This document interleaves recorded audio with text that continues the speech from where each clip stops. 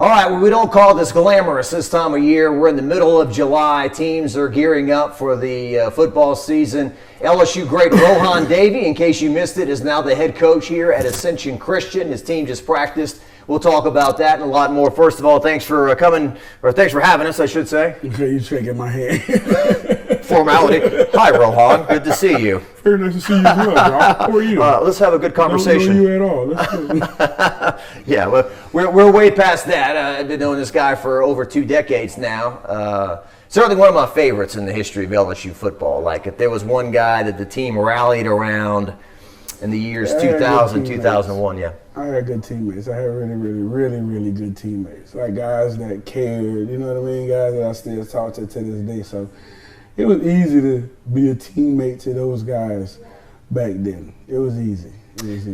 As people get older, we say things aren't as good as they used to be. Right.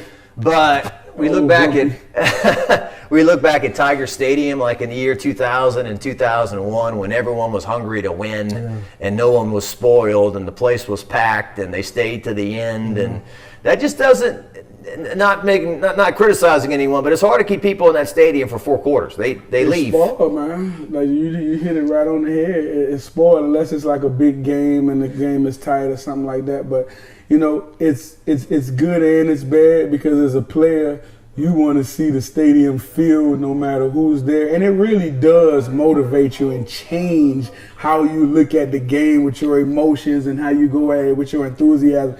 If you come in there and you know you used to whatever, 100,000, whatever, and now it's 45 and it's spotted and you can see empty seats, it makes a difference, trust me. But I mean, here at LSU, I think just like a lot of places now, you know, once you get winning and get a tradition of winning, you get spoiled. You'd rather go back outside and tailgate.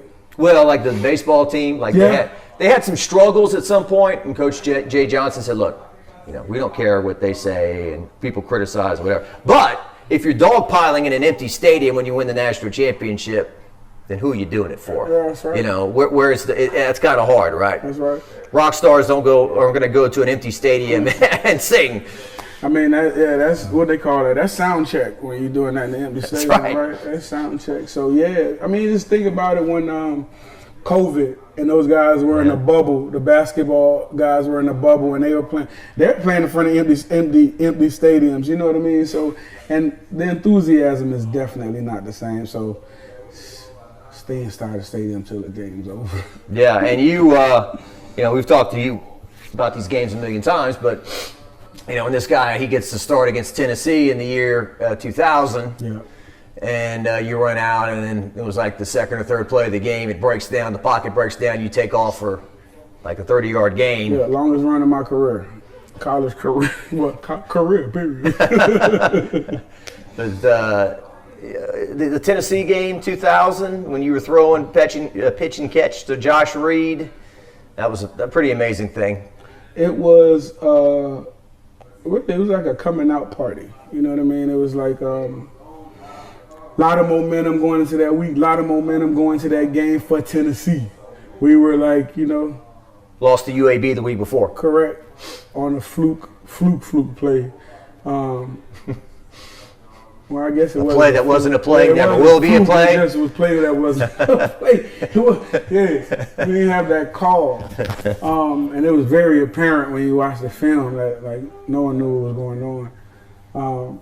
So then coming off of that, then going into Tennessee and nobody giving us a shot, and then having so much just craziness during the week with who's going to start, who's going to this, who's that. Teams like, hey, coaches are like, they don't know what the hell is going on. And then we get out there and play them. And, bro, see, that atmosphere there for that Tennessee game, I know a lot of people see a lot of atmosphere with, like, the championship games and things like that. But that atmosphere at that game in Tennessee that year was one of the greatest atmospheres I've ever seen in Tiger Stadium, ever. It was because of the expectations. It was like you said, no one left. It was filled to the rim.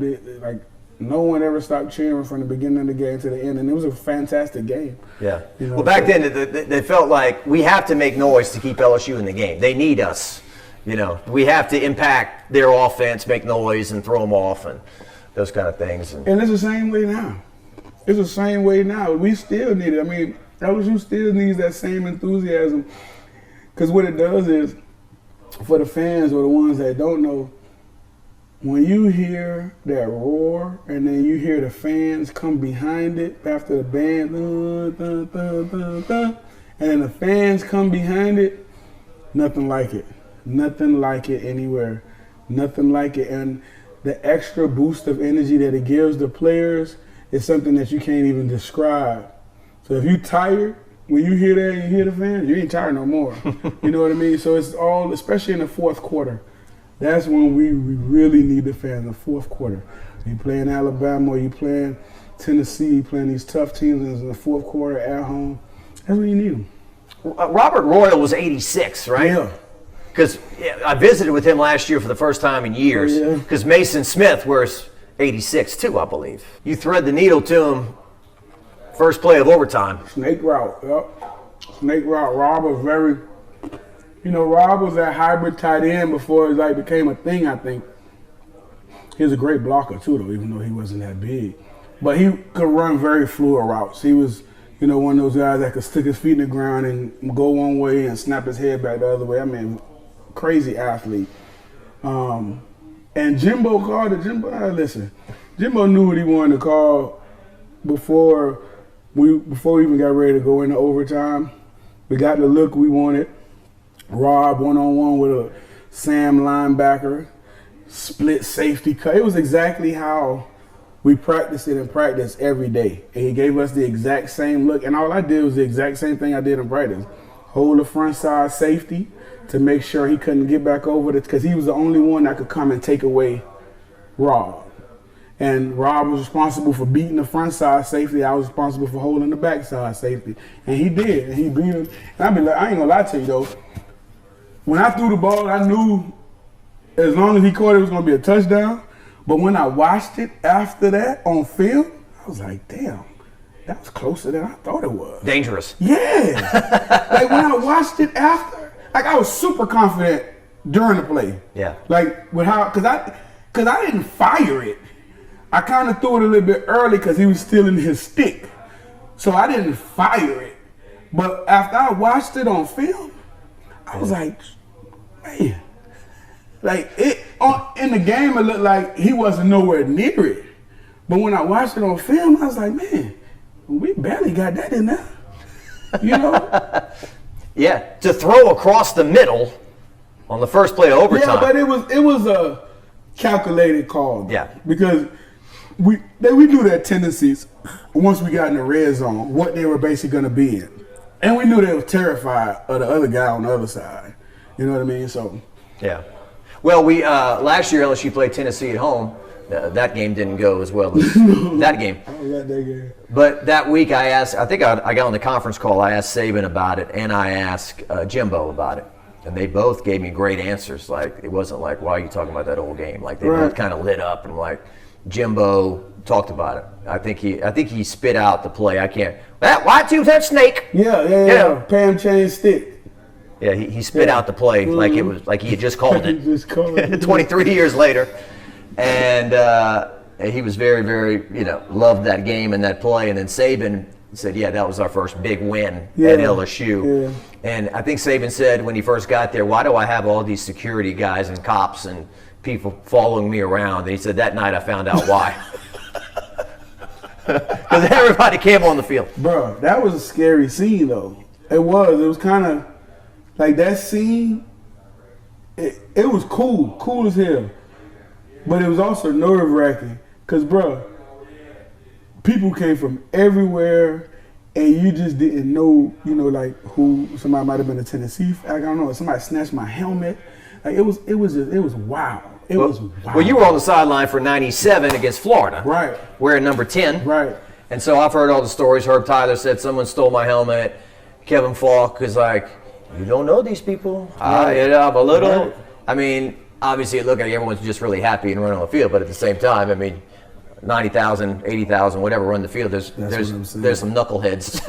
Part of somewhere, correct. Any group of people, there's some knuckleheads. But I just remember Saban after his press conference on Monday, and he was like, "Look, I'm happy we won the game. It was a big game, but we don't need to tear down the goalposts and rip up the field and do all that. The old Act like you've been there before. Yeah. We hadn't been there though, Coach. That's true. I remember he said that he addressed us with there too, and that's what we told him in that when we had our meeting.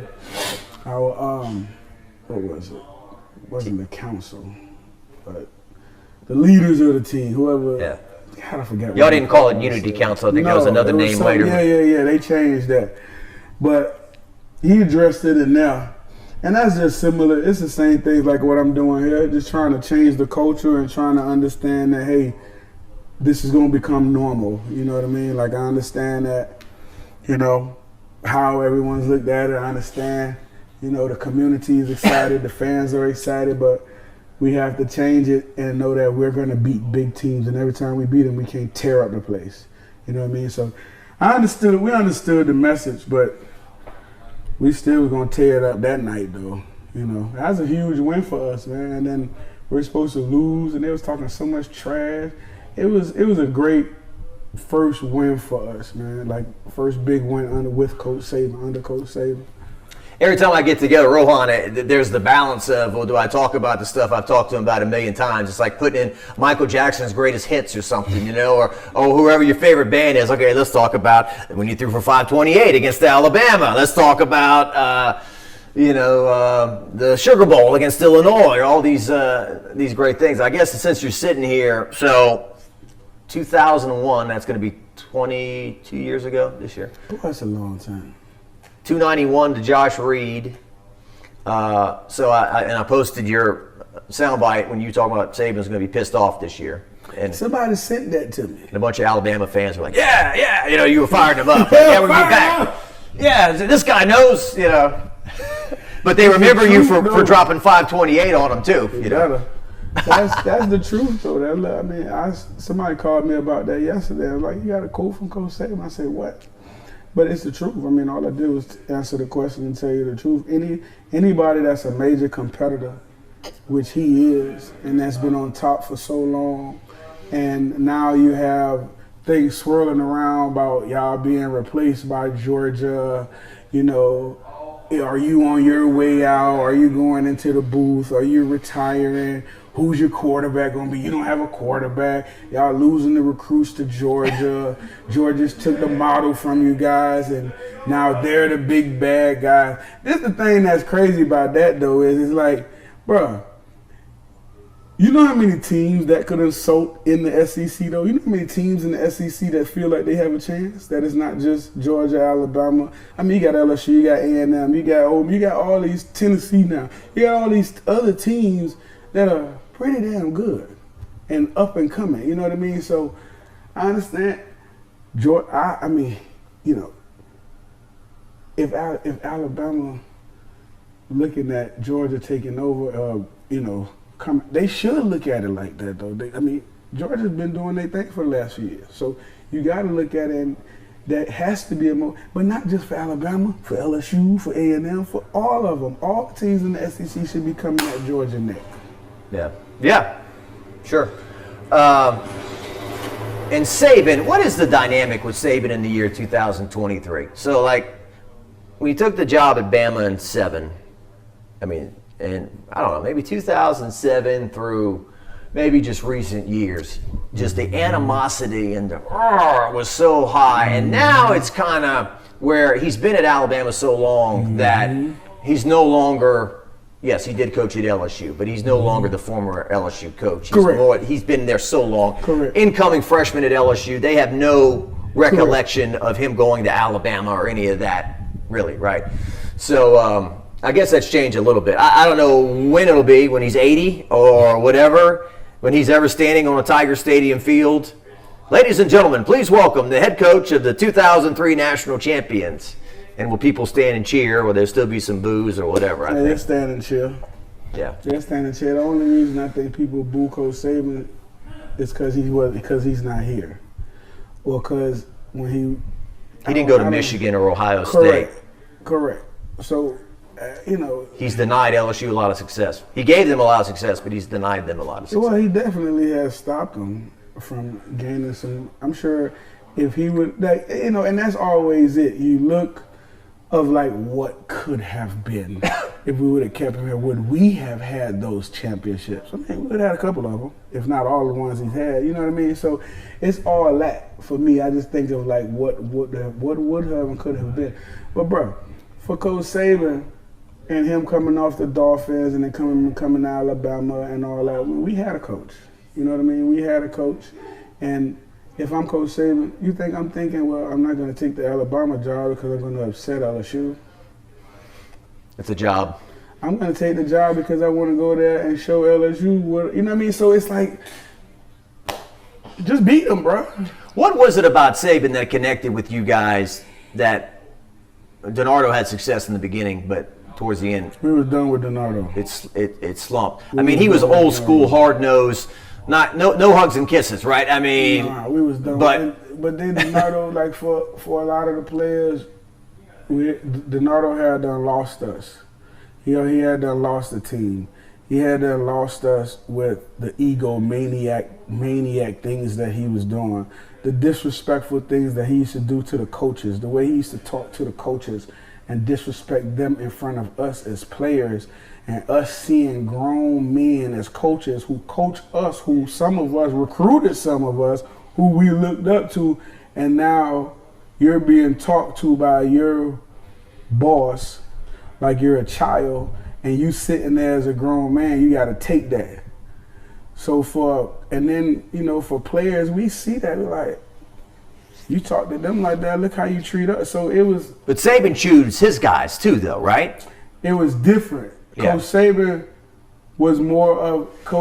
made you feel more that he cared about you. Coach Saban made you feel more that it was a process with him. And Coach DiNardo made it seem like the way he was coming at you was straight personal. Like it was straight, he just attacking you.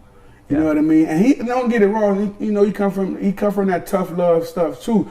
But the other difference was Coach Saban knew how to Coach Saban knew you can't treat a freshman like you treat a senior or a junior that haven't been through your program.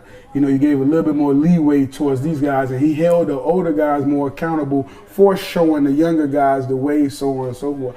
Coach DiNardo, man, it was just honestly, I mean, and when I speak about it, I speak from like my own experience with him and all that, and from what I've seen going through it with him for 2 years. He just was not. You know what it was, bro? It's like when the media say, they drinking their own Kool-Aid. That's all it was. He was drinking his own Kool-Aid. And he thought all the success that happened was because of him. And it wasn't because of his coaches. It wasn't because of the players. It was because of him. That's the feel I got for him. And when the assistant coaches left, there were Carl Reese and Morris Watts and those guys, it went downhill.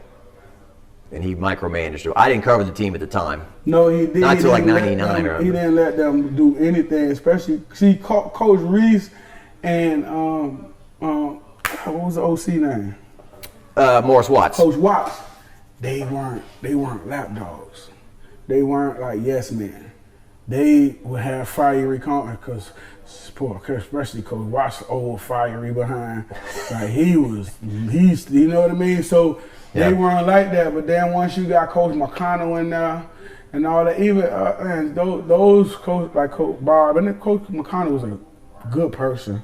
He came from a high school, didn't he? Yeah, then Coach DiNardo just had people in there that wasn't gonna give him any pushback, I believe. Yeah. Now you said a while ago you talked to your buddy Trev Falk, who was a great high school coach at Louisiana at one of the Lafayette greatest Christian. linebackers in LSU history, Trev Falk. Yeah, number 7, by the way, and we talk a lot about a lot of other number 7s, but Trev Falk. Original. Now he hated Nick Saban, but I talked to him last year, and he said, now as I'm 40 years old or whatever, I understand everything he was telling me, and I appreciate it now. It's a different perspective. Yeah, it is. But see, some people understood what Coach Saban was about back then when he started. Yeah. Trev, and fortunately and unfortunately enough, Trev spent a lot of time with him because he's on the defensive side of the ball. So I ain't spent. Coach Saban let us go with Coach Fisher. He was fine. But it's just like I have conversations with my kids all the time, and the conversation from them is different now because they're older and they understand like some of the stuff that they were pissed off about with me while growing up are mad about, they understand now that they're older and they ain't old, but they've been through their short life, but they understand and they see, okay, this is what adults was going through at the time and things like that. Same thing Trev saying with Coach Saban. I understand what he was trying to motivate me to do. I understand what he was trying to push us to do. I understand that he was trying to change a program that he was coming into. Trev took over LCA. Some of those things definitely had to come back to him. You know what I mean? So it's all that. It's all that. Because I'm telling you, bro, like, Trev run his program like how he see Coach Saban ran that program. And everybody else he picked up. So do I. Coach Fisher, Bill Belichick. And it ain't even like taking no X or no stuff from him, because all the doggone OCs that I've been a part of and offenses I've been a part of, you know, it's you just do your own thing. Put them together with what works for you. But what you take from them great coaches like a Coach Saban, like a Bill Belichick, a Charlie Weiss, you know, and what you take from them is what worked for them and what didn't work. You know what I mean? Like, especially what didn't work.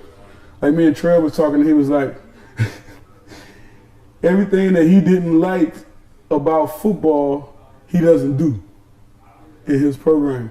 If he think it didn't make sense conceptually when he was doing it, he don't do. And I understand what he's talking about. And it's as simple as lining up in stretch lines. Like when you first come out and everybody's like, line up here, line up. That's like 15 minutes. But my guy, and that's just, I know it's small. Yeah. But like when these guys come out, it ain't no line up in stretch lines. They know 3 in these lines, ain't nobody care we're going, and we going. Right. Because it's a waste of time. Right. So there's little things like that. My linemen, they ain't running no 110s. For what? You can bring Bon Jovi to practice, like no, Belichick? I'm not that poor. Yeah. Were you there when that happened? Yeah. You met John Bon Jovi and? Man, we met everybody in New England. We met them a lot of times. Well, I ain't gonna say a lot, but dude, it was nothing for them to be walking around the building. Yeah. You know what I mean? Or walking around with Kraft, or walking around with Bill at press. It was, I mean, bro, it was celebrities there all the time. Trump? Yeah. Unfortunately. Because you know, businessman Trump, not politician. Tom was messing with his daughter at one time. Uncle, he was messing with her. Oh, we're breaking some news here. Yeah, a long time ago he was. TMZ.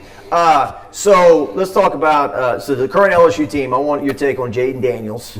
He's in his 5th year now, right? 5th year. So how much can he improve, and how much is he? He can improve a lot. Is he? You know, at this point, some people say he is what he is.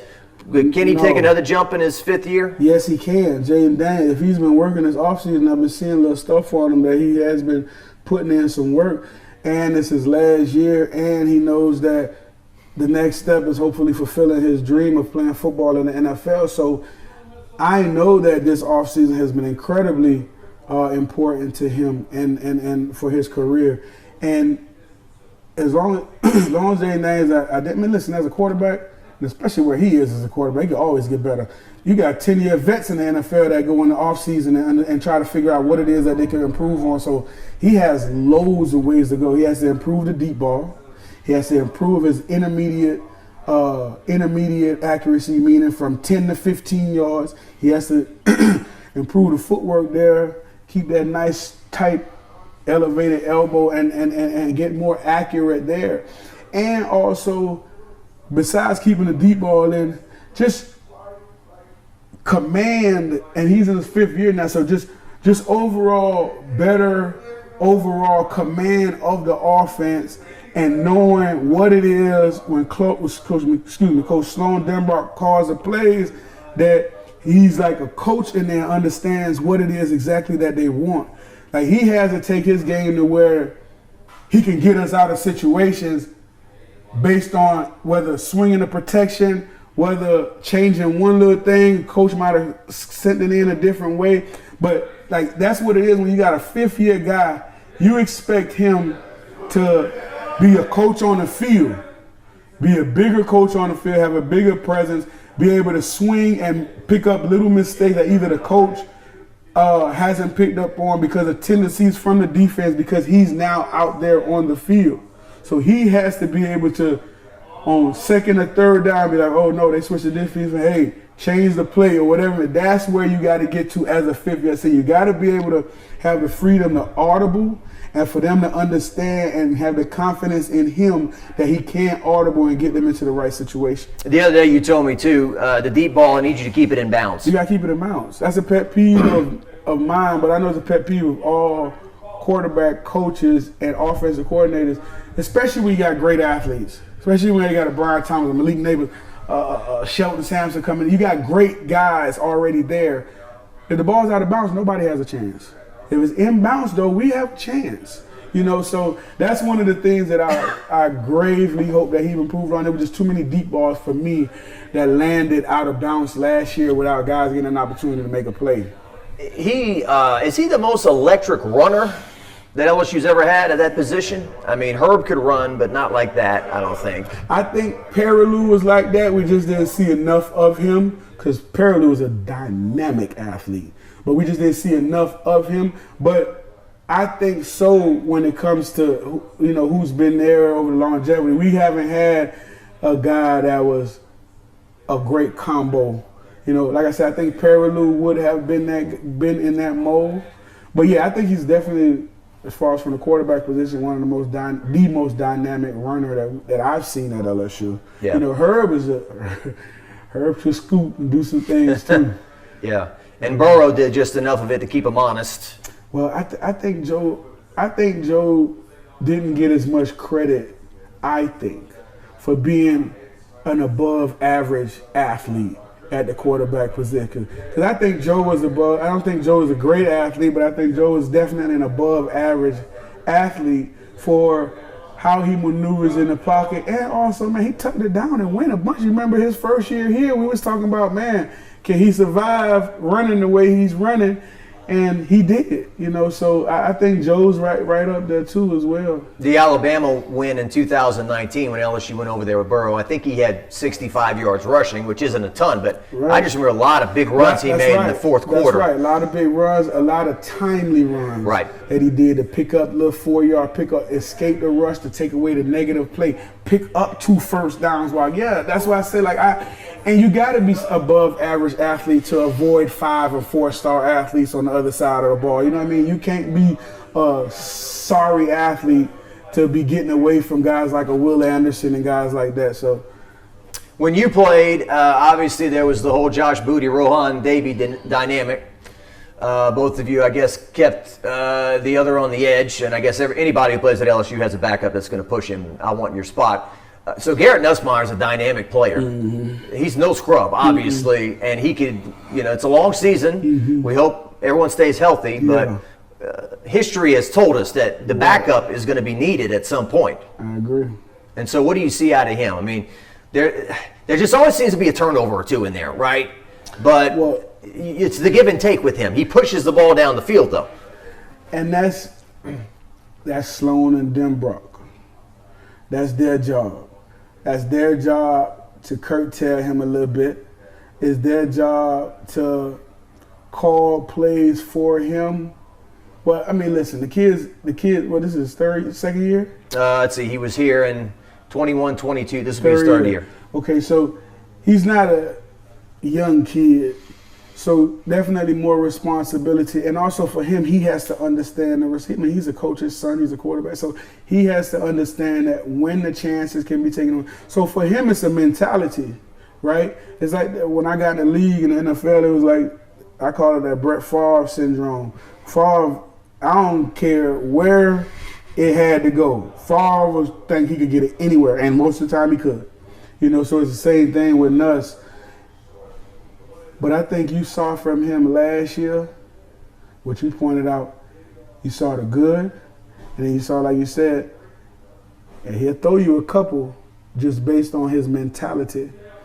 If they could get his mentality to stay the same, but to have him take calculated shots, risk with the football, I think that the only way he plays, though, is if just Daniels gets injured or just craps down his leg. You know what I mean? Yeah. Other than that, I don't think he sees the field unless one of those two things happen. Because I anticipate Daniels having a really, really good season. being that he's there, second year with the guys and all that. So I expect him. I think early on last year with him, you saw him just diverting back to what he does well, which is run the football. And he didn't have a great grasp of everything that was going on. He didn't have a great grasp of the guys. And you saw, like, the second half of the season, they tore down what he didn't do well, and all they did was things that he did well, and he flourished. Yeah. Well, he threw 17 touchdowns in 14 games, so that's a little low. But he ran for 11, so that's 28 and 14, so he's accounting for 2 touchdowns a game. But I think they want to get him up in the 20s, the high 20s maybe, touchdown passes. And, you know, that's also him, like we pointed out, the first 4 games, him not pulling the trigger. That's him not understanding, him not knowing. So he didn't pull the trigger. He didn't pull the trigger at all. That's why he had such low turnover rate. He wasn't pulling the trigger. Yeah, somebody said you to make an omelet, you got to crack some eggs. You got to crack some eggs, baby. You got to crack some eggs. Some of them eggs might be rotten, but you still got to crack them. To get the pretty girl to dance, you can't stand with your back against the wall. Got to get shot down a couple times, maybe. You got to at least try. The overall team, a lot more is going to be expected of them, and the expectations going to be high. They may be picked to win the West. I don't know. I guess it's a coin flip between them and Alabama to win the West. When last year they were picked 5th, and their Vegas number was 6.5 wins. So, as Coach Kelly told me a year ago, we didn't come here to win 6.5 games, and they won 10. And so now, what's the next step with this team? The next step is you want to see the entire team get better, but they raised the bar so high from last year by going above and beyond expectations. And now, you know, when you look at what you have coming back, and you have coming back with experience, but then you look at the league, because the league's going to come back. A&M going to be better. Bama going to be better. All these teams are going to be better. Tennessee's going to be good. So it's like you told me the other day, I don't think LSU's ever going to sneak up on anybody, but after last year, hey, we've seen what you got to an extent, and it won't be as surprising, right? The surprise factor's not there. No, and that's what you always get, though. It's just like when LSU played the Hurricanes, and I think that was Jordan Jefferson's coming out party. Nobody had ever seen it. Nobody knew who he was, as far as like on the field. You talking about the bowl game? Yeah. Georgia Tech? Kick. Yeah. And so whenever they don't see you for the first time, it's always a surprise. And this year, everybody's seen us. So now it's going to be, how can Coach Kelly and the coaching staff counter what it is that he's going to see from the other teams? And also on the field with Jaden, defensively, Perk and them boys, how are we going to respond when it's something different than we haven't seen before, but everyone has seen you now? So no one's surprised of a Harold Perkins anymore, you know, but they're still dynamic football players. With all the teams coming back, Jock, I think this is going to be this is going to be one of the most competitive years in the SEC as far as close football games. I think parity in the SEC this year is going to come back closer than you just, see these domination. Still going to have the big boys on top, but the Tennessees, the Ole Miss, the Mississippi States, and all these other teams, the A&Ms, they all going to come back. Yeah. Well, I think that was one of the biggest takeaways interviewing Coach Kelly recently, that you can tell them how difficult the SEC is, and you can pretend that in your head you're ready for it, but until you live it, you don't know it. And last year he said, we beat Alabama, we go to Arkansas, it's not having a great year. And we have to, it's not for Harold Perkins sacking the quarterback 3 or 4 times. We win 13-10. We go to Florida, who lost their bowl game, finished 6-7, didn't have a great year. It's a swamp, it's a war. Takes everything to get out of there. Auburn, right? Auburn fired their coach, LSU had to hang on by their fingernails to win that one. So the SEC, I'm not breaking any news, but every week you're lucky to get out of there. Every week, man. Every week. And, it's good that Coach Kelly understands that, though. It's good that he got a chance to see, because you really going to see it this year, because you're the target. You're the target now. That's the thing. You're the target now. It's not you, like you say, sneaking up on nobody. Now you're the target. You know what I mean? You're the target. You got Alabama, you got Georgia, you got Tennessee, you got LSU. But y'all the target in the West. Yeah. Especially if you get picked right up there with the Alabama, you right up there with them. That was like Lou Holtz when Coach Kelly took the job. Well, you're not going to be playing Marshall, and you're not going to be playing Navy. I hope he's ready for the SEC. It's a lot different. And so is. Lou Holtz, Lou know. Lou know. Everybody talk about it until they get in it. You're coaching more talent than you've ever had before, but you are playing much more difficult teams than you ever did before. It's a gauntlet. It really is. It's a gauntlet. All right, I don't want to keep you too long. These things have a tendency of getting long and bloated if I keep talking. So let's finish. So you've got the hat right here, Ascension Christian. You got the shirt. You're a head coach now. You've done some coaching with younger kids in recent years. Now you're stepping it up into the high school level to become a head coach out here. Why'd you take the job, and what do you think about the project moving forward? I took the job because the timing was good. The timing was right. My daughter was done. My last one was done with high school, and it was just good timing. It was good timing. I didn't know it was be at a small institution, but I actually like the fact that it's small. I like the fact that the community is behind it. I like the fact that the principal, everybody's behind improving the program. So that was one of the big factors to me, is to make sure that I had some support with trying to grow the program and make sure I could pay my coaches what I think they deserve to be paid. So it just all those little things had to line up, and it did. And the process here is going to be slow, but when it's all said and done, we're going to have a pretty good program here. Good deal. Well, the players obviously were born years after you played, right? But they've looked you up on YouTube and stuff, and I talked to a couple of them, and they were impressed. So you will have their attention. You've got some credibility. That helps. That helps. Whenever it's just like when I played, somebody told me something and I felt like they knew what they was talking about.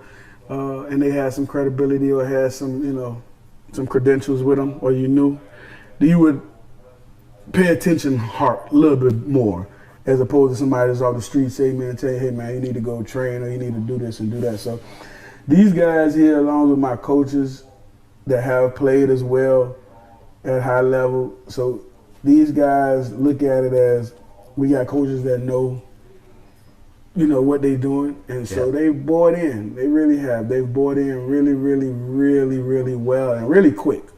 Yeah. Really quick. So I'm proud of them for how they've adjusted to me thus far. I'm proud of how they've been working, trying to pick up the offense, pick up the defense. So we're gonna be all right. We'll take our licks this year, but we're going to be all right. Yeah, well, as Rohan's told me, if you want to get him now. Yeah, get me now, baby. Year 2, 3, 4. It's on. So, laying the bricks. Rohan, thanks so much, man. Let's do the formal handshake again. And I'm sure, Rohan, thank you very much. It was a great conversation, and I enjoyed the dialogue. We'll be chatting with Rohan a lot during the football season, high school and college. Thanks for stopping by.